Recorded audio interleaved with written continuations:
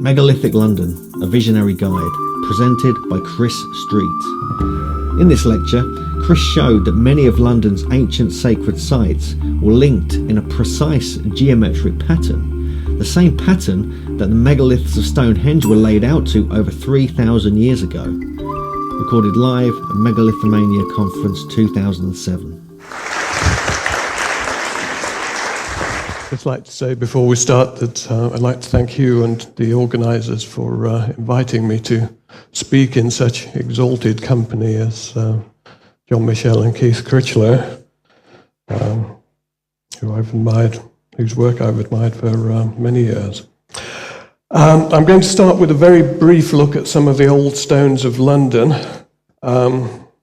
and then go on to show you some interesting connections between the constructions of our megalithic ancestors and the layout of the sacred sites of London. London's not noted for its megalithic remains, but it does have a few old stones scattered about the place, and reputedly also 2 stone circles which occupied the sites of Westminster Abbey and St Paul's. This is the most important, the London stone, which is said by many to be the foundation stone of the city. The origins and history of London are lost in the mists of legend and fable, because according to Geoffrey of Monmouth, the city was founded as New Troy by Brutus the Trojan in the year of the world 2855, he says, which he rather accurately quotes as being 1008 years before the birth of Christ. Brutus the Trojan was seemingly the grandson of Aeneas, who in turn was the grandson of the god Zeus. So you can't take these things at face value. But the stone is solid and it's there, and for many centuries it stood in the churchyard of St Swithin's near Cannon Street until the 70s, when the church was demolished and it was moved to the incongruous spot of the wall of the Overseas Banking Corporation of China, which thankfully has now been demolished as well. And during the demolition, they moved the stone to the Museum of London. I'm not sure whether it's been returned or not yet. In contrast to Geoffrey of Monmouth's opinions, the historian Camden said this was a Roman milestone called the Lapis Militaris, which marked the central point of the Roman citadel in London. But as it's actually a piece of limestone from Norfolk or East Anglia, it may be something that was not necessarily Roman either. This is the second most important stone. Probably it's the King's Stone at Kingston-on-Thames, and it was used as the coronation stone of 7 Saxon kings. And for many years it was kept within the parish church, which is just out of sight of that picture, less than 200 yards away. It's now outside the courthouse. This one is the Wealdstone, which is in northwest London, in the Harrow Wealdstone area. It's about 4 feet long and a couple of feet high, and you could quite easily drive past it without noticing it. There was another stone nearby, known as the Headstone, which, when it was last seen, was outside Harrow and Wealdstone station, but was removed and somehow lost when the station was built in the last century. There is a stone in the grounds of Sudbury Golf Course, a couple of miles away, which some people seem to think may be the Headstone. This is the Whetstone, which stands on the Great North Road in North London, outside a 16th century coaching inn called the Griffin. And there are various theories about what this is, because of the name, the Whetstone. Some local historians say it's merely a stone that Civil War soldiers sharpened their swords on, but if they wanted to sharpen their swords, they could find easier things to carry about with them than a chunk of rock like this. Other people say that it's there for ladies stepping out of carriages or getting off horses at the inn. And yet another theory is that it's a boundary stone of a nearby monastic establishment. Nobody ever seems to think that these things are megalithic remains for some reason. And the curiosity here is that it's on a classic Watkins lay. It's not one that Watkins found, but it's on a classic lay marked by pre-Reformation churches, 2 hilltops, several pathways and road lengths. And so it may be as old as the lay system. This photograph is slightly deceptive because that stone is only 2 to 3 feet high. And again, it's outside a pub, which makes these stones well worth visiting. There's not very much known about the hairstone at all, so I'll move on to the next stone, which is a rather large, impressive sarsen in a park in West London. And again, nobody seems to think this is a megalithic remain. They think it's a glacial deposit. But if it was a glacial deposit, it's the only one for miles around, and a very rare thing. This is quite an unusual stone in that it's only been in London since 1955. It's an old copy of a rune stone, and it's in the grounds of St Catherine's Church in Regent's Park.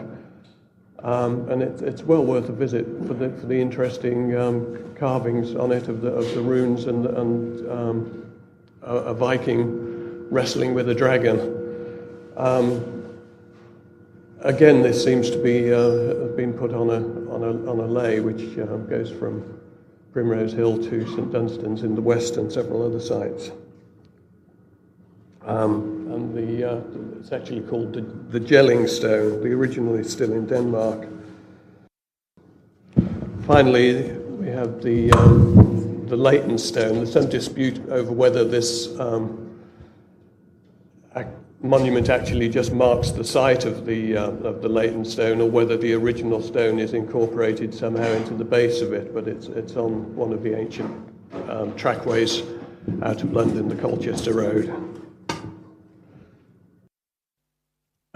There may well be more stones lurking around London, but a lot of them have been lost or destroyed. There was one there.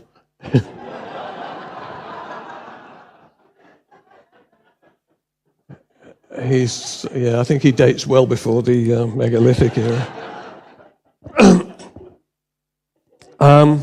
And there were also reputedly 2 stone circles, one at St Paul's and one at Westminster Abbey. And the reference from these comes from a book called Prehistoric London by E.O. Gordon, which was published in 1914. Unfortunately, as far as I know, I haven't found any other reference for this claim, which doesn't mean it isn't true, just that it's, like many of these things, unprovable. What there is some tangible evidence for is a very impressive connection between the old stones of London and the old stones that can be found on Salisbury Plain, by which I mean this lovely old monument. And concealed within the London landscape, there is another Stonehenge. Unlike the original, it's not made from sarsens or bluestones. Where it's defined by stones, they're the stones of some of the capital's oldest parish churches and great cathedrals. And it's on such a huge scale that you can only see it when you begin to connect these places up on a map, which is how I came to notice it.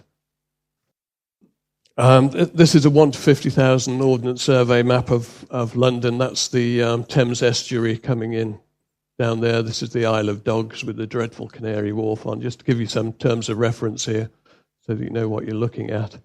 Tower of London's around there. This Patches Regent's Park.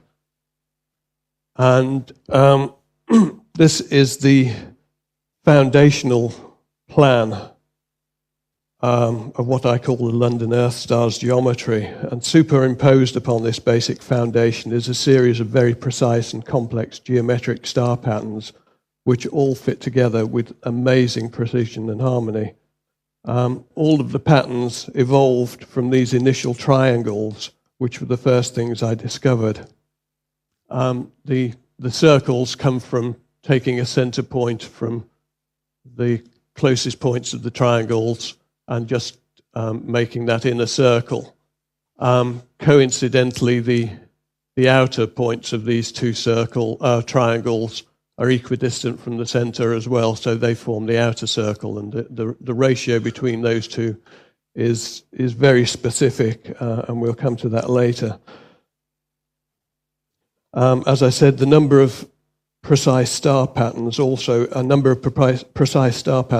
evolved from these triangles, in particularly the three sides of the Barnett Triangle, which is the top one.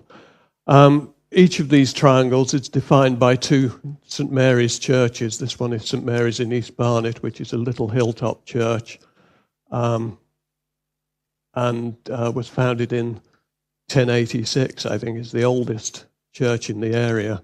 That's St. Mary's, Monk and Hadley, and the third site is a moated, remains of a moated manor house in Woodland. Down here we have St. Mary's, Beddington, and St. Mary's, Addiscombe, and that point is a place called Pollards Hill, which has a terrific atmosphere and great views for miles around. The atmosphere there was like Stonehenge, but without the stones. It was the first time I went. Going to move on to the next one. There's close-ups of the triangulations of sites. In particular, this Barnett Triangle evolved several other patterns, which I'll quickly show you. This line of the Barnett Triangle from between the two St. Mary's churches extends down onto this point of the inner circle and makes a 10th division of the circle, and can be used as part of this 10-point to create this 10-point star pattern. I'm just going to go through these quite quickly. Whoops, need to go back to that 8-point star if we can, thanks. The other side of the triangle creates this 8-point star and feeds into it in that way. And the outer side of the triangle creates this rather odd 18-sided polyhedron, which shares the outer side of the triangle at the south of London too. So they're connected across London by this geometrical figure. To give you some idea of the complexity of the overall design, there are at least another dozen patterns that overlay on these. If we move on to the next slide, this is the most complex pattern on the inner circle. It's a 20-point star composed of 4 pentagrams, one pointing to each point of the compass, one to the north, one to the south, one to the east, one to the west. And the 10-point star I showed you originally incorporates 10 points of this design as well, so it's overlaid on that. Next slide, please.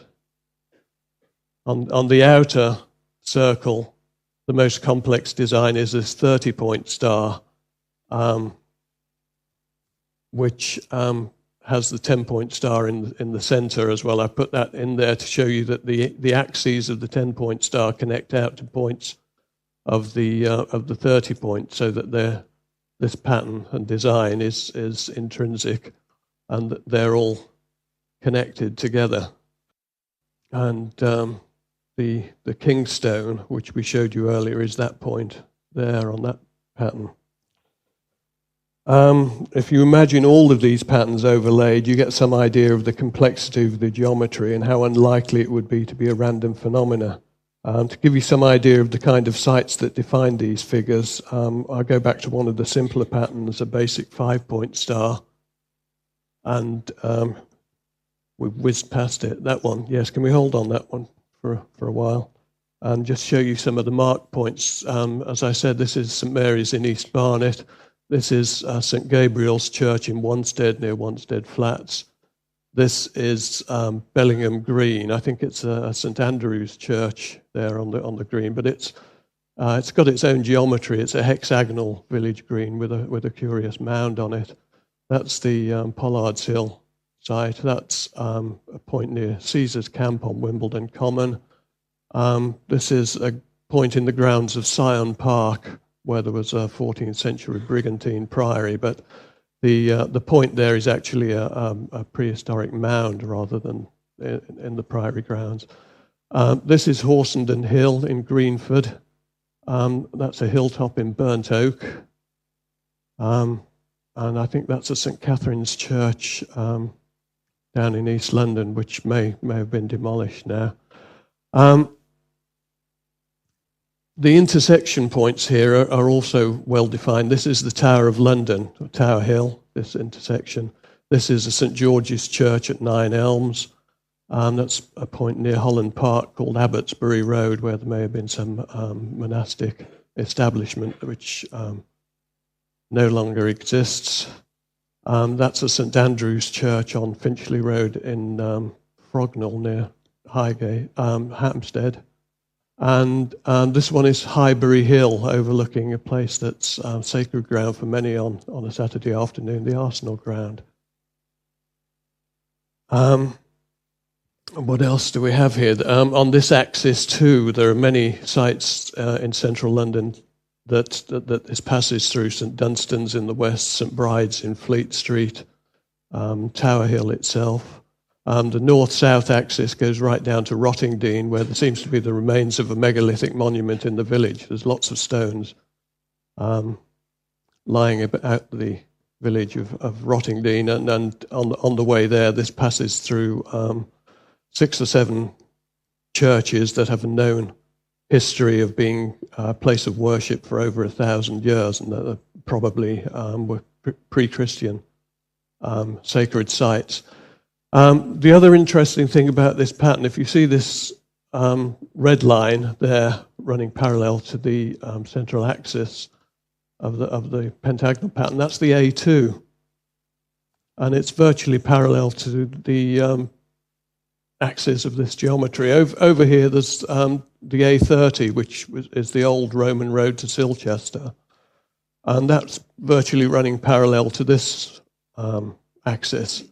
Up here we've got the A5, Watling Street, which runs virtually parallel to that.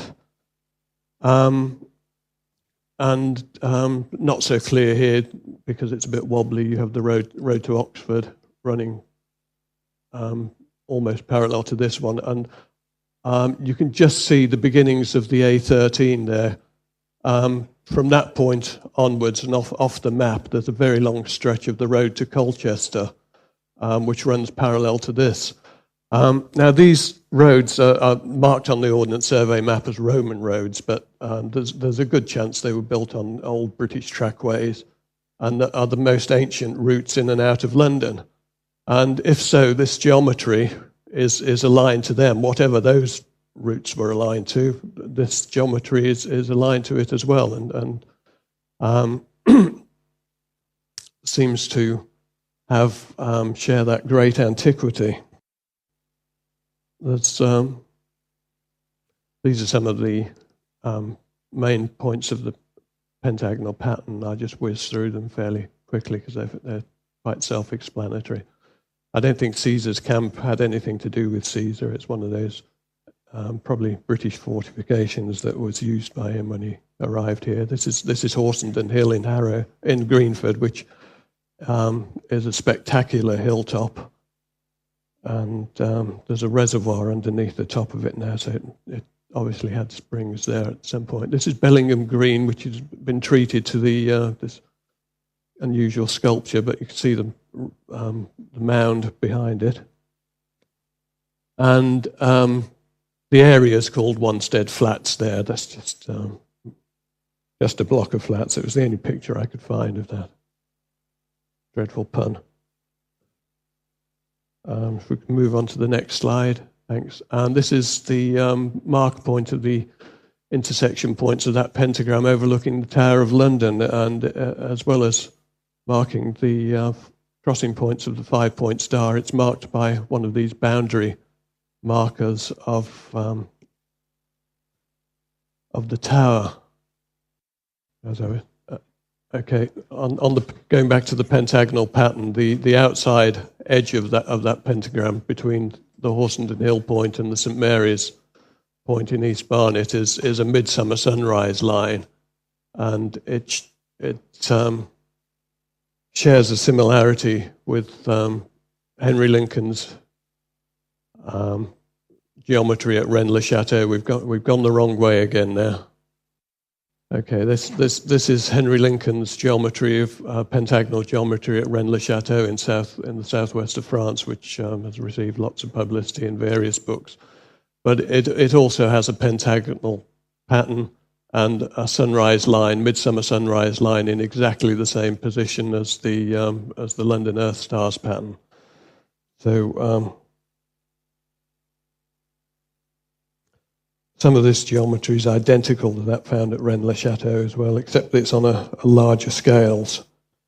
And if we can move on to the next slide and then the one after, because that one was meant to be just a little bit of light entertainment for you.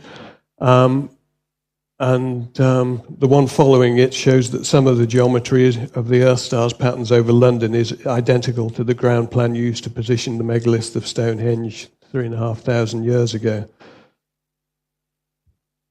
If we can move on to it, that's it. This illustration comes from the work of John Michel, and some of you will recognize it from his earlier books on, I think it was in the View Over Atlantis and City of Revelation, and it shows, what it's showing is the sarsen circle, the main sarsen circle with the trilithons, and the outer bluestone ring, which correspond exactly in proportion to the concentric circles of the Earth stars patterns. London's circles are 16.2 miles and 20.6 miles diameter, a ratio of 1 to 1.272, and Stonehenge's are, using the figures quoted by John Michel, are 108 feet and just under 85 feet for the inner diameter, which is also a precise ratio of 1 to 1.272. The scale is very different, of course, because the Earth star circles cover a much larger area, but the difference is remarkably precise. The sarsen circle would fit into the inner Earth star circle precisely 792 times, and 792 is a significant number with massive associations with this geometry, which we'll come to later. As you can see from John's diagram, a 6-point star overlaid on the bluestone circle also defines the circle of the inner sanctuary, as would an 8-point star. These are two of the simpler Earth stars patterns, but some of the more complex geometry can be overlaid as well. If we move on to the next slide, we'll take a look at one of the examples of that. Okay, this is the Earth star's 30-point star superimposed over the Stonehenge sarsen circle, and until I did this, I had no idea how many stones were in that circle at Stonehenge, but it became rapidly obvious that there are 30 sarsens in the circle, and there are in fact another 30 lintels across the top of them. And as in the previous illustration that John Michel used, the pattern matches the inner bluestone ring as well, defines the inner bluestone ring of Stonehenge. If we can move on to the next slide, please. Okay, this is the Earth star's 20-point star superimposed on the inner bluestone ring. And again, I had no idea how many stones were in that ring when I tried this. But it turns out there are 40, and the 20-point star hits every other one of them. And in fact, you could put two 20-point stars on that circle. So not only does the foundational geometry of the two concentric rings fit the diameters of Stonehenge, the two of the most complex patterns can be overlaid on it too, and they're on their correct circles as well. Several more patterns actually fit on Stonehenge too. If we could have the next slide. I don't know about you, but I think it's quite remarkable to think that London's ancient sacred sites are laid out to the same ground plan of Stonehenge, and it's like a massive Stonehenge centred on Oxford Circus. It raises a lot of questions. As Stonehenge was begun nearly 5,000 years ago and completed around 3,500 years ago. Were the places that define this pattern sacred sites as long ago as that, or was it done by design? Or does this mark a natural pattern in the power of the land? The other question that always comes up at this stage is, where do Westminster Abbey and St Paul's fit in? And after all, they are two of the most important sacred sites in the capital. So if we can move on one slide back to the map, this shows you exactly where they fit in. That's St Paul's, and that's Westminster Abbey, and it's taking this point here, which is the Earth Star's centre. If you take a radius to St Paul's and a radius to Westminster Abbey, you get the same proportional relationship between the two circles as at Stonehenge and as in the outer Earth Star circles. And that's even more remarkable because it means that the Stonehenge geometry appears twice within the London landscape at two different scales. And the relationship between the two is just as precise. The Westminster Abbey and St Paul's circles would also fit into the larger Earth Star circles exactly 10.8 times, which is another significant number we'll come to later. If we move on to the next slide, this is what's at the center of these Earth Stars patterns. Originally, it was a reservoir called the Marilyn Basin, which supplied water to the Covent Garden area, and the reservoir was built there because of the copious springs. It was replaced in between 1760 and 1766 by the Portland Chapel, which was dedicated to St Paul, and subsequently was demolished in 1905. And what stands there now is Brock House, which is a BBC building,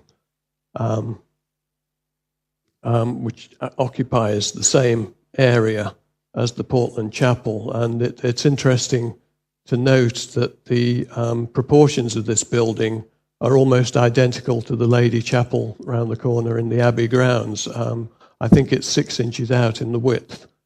But if anyone who knows John Michel's work will know that the Lady Chapel itself is based on similar sacred geometry to that which we've been looking at here. This is the nearest church to the centre at the moment, All Souls at Langham Place, which is opposite Broadcasting House, and its axis points directly towards Brock House and the centre of the Earth Stars patterns. By now, I'm sure many of you will have recognised that this geometry forms one of the most important constructions in the art of sacred geometry, the squared circle. If we move on to the next slide, please. What I was saying was that, as John Michel demonstrated in his early book, City of Revelation and View over Atlantis and the Dimensions of Paradise, this scheme of geometry is based on planetary proportions, not simply an abstract concept. It's the most important construction of sacred geometry, in my opinion, the squared circle. The relative proportions of the two circles are very clearly based on the relative proportions of the Earth and the Moon.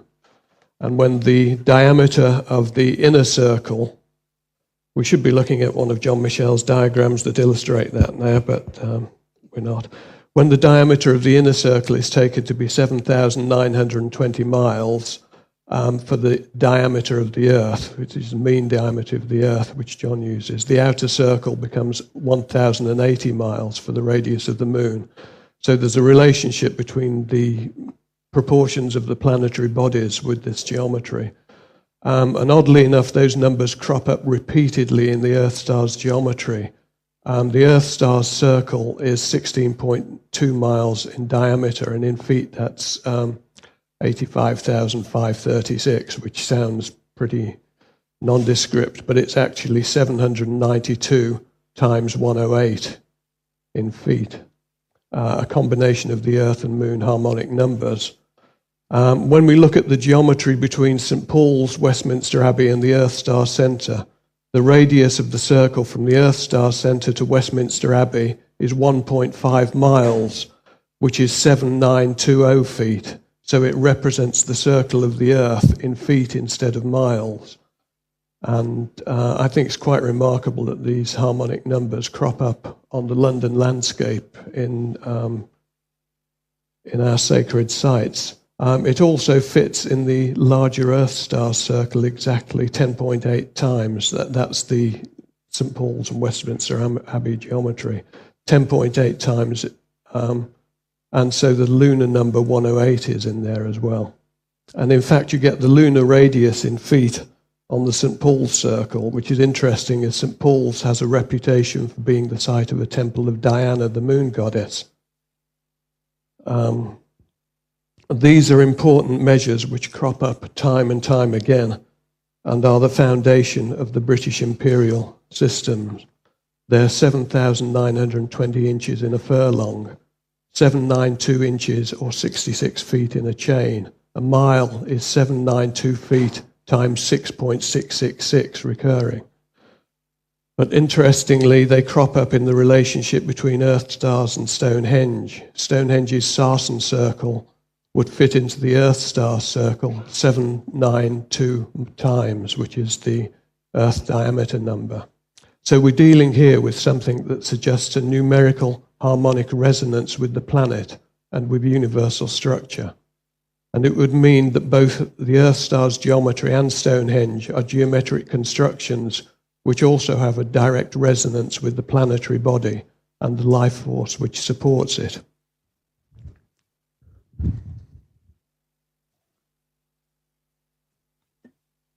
Some would say that the role of sacred geometry is to deliberately create this resonance between universal structure and mankind's sacred structures, which is the kind of work that Keith does. And as I'm sure some of you recognize, that's precisely what the symbolism of this Earth star's geometry represents. Traditionally, the squared circle seeks to reconcile the square of the Earth with the circle of the heavens, or the world of matter with the world of spirit. It's a device which symbolically acts as a link between heaven or the spiritual realms and Earth. And it could be said to Earth, divine spiritual energy, the creative forces of the universe. Or symbolically create a patch of heavenly harmony on the Earth. When you apply this to Stonehenge, okay, the place is obviously a sacred structure, a temple, but when you apply the thinking to London, it's more of an enigma. On this scale, is the geometry still merely symbolic, or is it something else actually happening? If so, what? On the one hand, it's a massive landscape temple, but apart from the defining sites, much of what it covers can hardly be described as holy ground, and in fact, parts of it are like hell on earth. And if you've been on the Northern Line in the height of August, crammed in the carriages like cattle, you'll know what I mean. But that may be the whole point, because we've made them that way. We create our cities. The reason these places aren't regarded as holy ground is because our society does not recognize the spiritual dimensions of the landscape and the sacred nature of the land. What the Earth Star's discovery does is give us a point of reference to begin to understand the invisible connections of our spiritual dimensions which are all around us, connections to what I call the visionary landscape. The places which define the Earth Stars are by and large sacred sites, places where we traditionally go to connect to our spiritual dimensions. They're a network of power points in the life force of the planet. Earth Stars, in a very real way, represents the web of life. It's a living energy. And there's one more revelation that this Earth Stars geometry has to offer. It is that in John Michel's book, City of Revelation, John shows that the basis of this geometry is linked to the New Jerusalem, the City of Revelation, described in a vision by St. John in the apocalyptic book of Revelation. Now, amongst other things, the appearance of the City of Revelation is said to herald the end of the world as we know it. And in some ways, the Earth Star's geometry over London fits the biblical description better than John's original concepts. Is that something we should be concerned about, bearing in mind that a lot of people seem to think we're living in the last days? And they don't just include people who think the world would end with the Mayan prophecy date of 2012, or New Age mystics who are expecting to join the Ascended Masters any minute. More worryingly, these days, it includes a lot of very concerned environmentalists who think pollution and global warming is going to bring catastrophic climate changes. But rather than get into a doom and gloom discussion about that, I'd like to explain that right from the beginning, the Earth Star's discovery has always been understood by myself as a beneficial and healing influence in the landscape. It's not something I deliberately set out to discover. It came about in a very unusual way. The first sites were actually identified by a series of dreams and visions featuring a number of archetypal goddess figures. In simple terms, you could describe them as aspects of Robert Graves' White Goddess, but I understood them to be genus loci manifestations of the spirit of place, which are also aspects of the earth spirit, or the world soul, or anima mundi, as the alchemists used to call her. So I don't regard this discovery in the usual sense of the word. I don't regard this as a discovery in the usual sense of the word. My understanding of it is that it is a release of knowledge from the earth herself. And initially I was a little wary of admitting this aspect of the discovery, basically because I didn't want people to think I was any crankier than I actually am. But I'm out of the cosmic closet now. And over the years I've come to realize that these visionary episodes and other spiritual experiences that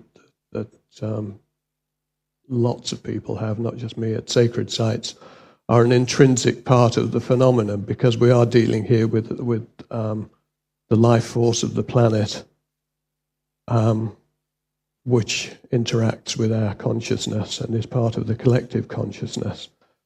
And it comes with the territory.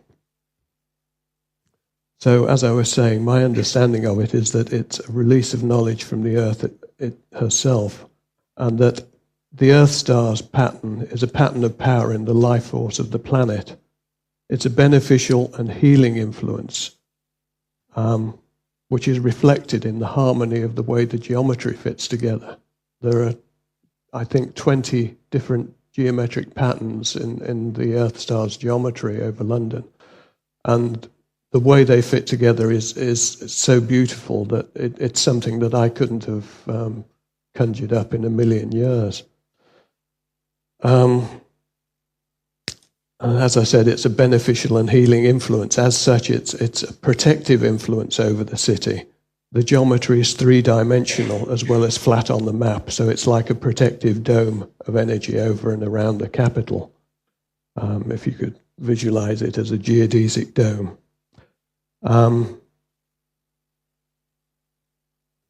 At this point, we come to some maps, which I don't know whether we're going to be able to get them up on the screen, but if we can, could we have slide 53 up?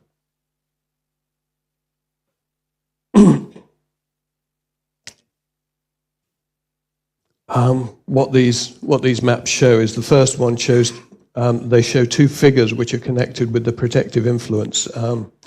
They're similar to the Glastonbury zodiac figures. On the east, on the Essex landscape, facing east around London, there's a large lion figure etched into the landscape facing the rising sun.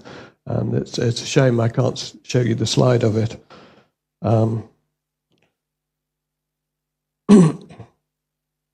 And on the west, there's a matching figure which resembles a unicorn. It's largely defined by the rivers and streams in northwest London, which are the Cole and the Brent. But the tip of the unicorn's horn is actually a place called Horn Hill. The heads are the clearest part of the figures. The bodies are more indistinct because they recede into the heavily built-up areas of London and become lost in the development that's taken place there. But the lion and the unicorn, as you probably know, are the heraldic guardians of Britain. And to find them standing guard, etched into the features of the landscape, either side of the capital and its Earth star patterns, is quite astonishing. We're not having the slides of them, but feel free to go and thumb through the books downstairs and have a look at them for yourself later. To find these two figures, the heraldic guardians of Britain, standing either side of the Earth star's pattern is quite astonishing. And on top of all the other meaningful synchronicities in the Earth star's discovery, I don't think they can be a coincidence. For me, they represent a force or an influence at work in the land and the people, rather than something ancient that has been there and is still visible. I think it's something that evolves alongside us in our consciousness. And I don't think the Earth star's geometry is a random phenomena. Its massive scale rules out a man-made construction. I think it's a natural pattern of spiritual power in the land and in the life force of the earth. And it has the potential to carry, as I said, a beneficial healing influence both for the people and the planet.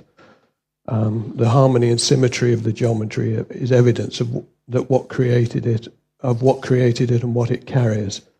And if the work of Dr. Emoto is anything to go by, for you, those of you who know Dr. Emoto's work, it's a force for healing and harmony through its inherent harmony and symmetry.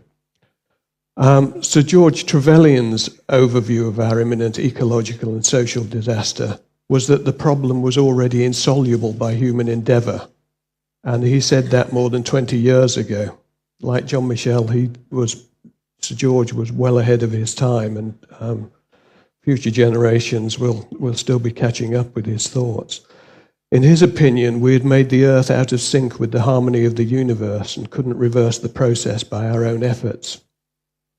His view, as a mystic and a visionary, was that the imbalance could only be rectified by a healing response from the universe, by the activation and inflow of a particular force into the Earth's energy fields through our sacred sites.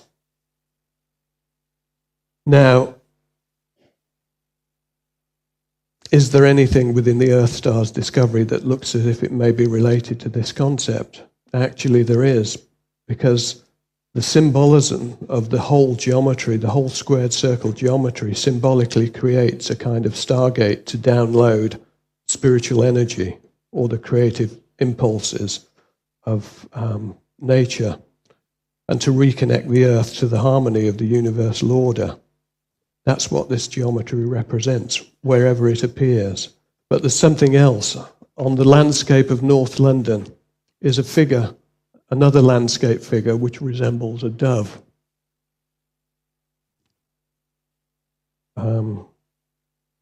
Which is slide 58, if we can get to it. There we are. It's defined in the north by the old Great North Road and the old St Albans Road out of Barnet, and in the south by the Dollis Brook. And despite covering much of North London, It's largely fields and open spaces which have been miraculously protected from the developers who've built over every other open space for miles around.